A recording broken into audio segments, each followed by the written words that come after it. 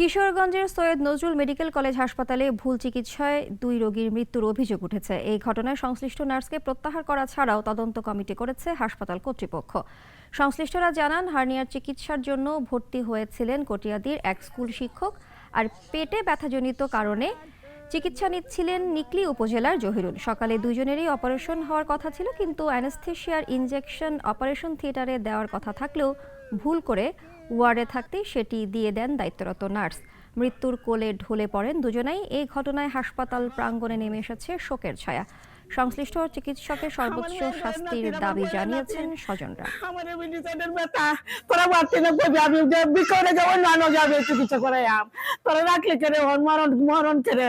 আমি এটার বিচার চাই বাবা। সিস্টারের দ্বারা গেলে পরে যাও হ্যাঁ স্যালাইন বদ্ধ হয়ে জায়গা রক্ত উঠতে পারে স্যালাইনের মাঝে কুত্তার মতো দূর দূর হলে আমরা কোনো চারা না দাম দেয় না। আপনার কাছে এটা আমি বিচার চাই। কিছুক্ষণের মধ্যে একটা তদন্ত কমিটি করবো, একটা তদন্ত কমিটি 5 সদস্য বিশিষ্ট একটা তদন্ত কমিটি করব।